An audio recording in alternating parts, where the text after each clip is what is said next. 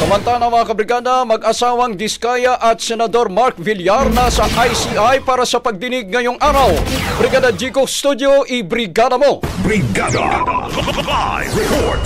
Sumalang sa pagdinig ng Independent Commission for Infrastructure kaugnay sa flood control scandal ang mag-asawang Curly at Sara Diskaya at si Senator Mark Villar.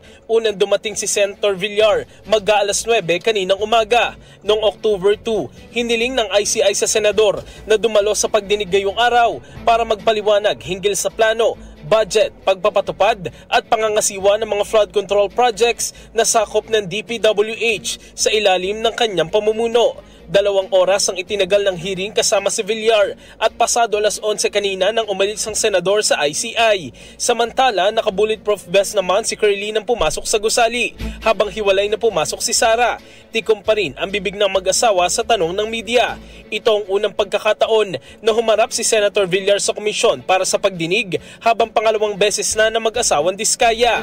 Itinanggi naman ni ICI Executive Director Attorney Brian Hosaka na mayroon pang miyembro ng komisyon na magbibitiw sa pwesto. Kasunod dito ng pahayag ni Caloocan Representative Edgar Erice na may miyembro pa ng ICI na nagbabalak mag-resign dahil nawawalan na ito ng pag-asa sa isinasagawang investigasyon.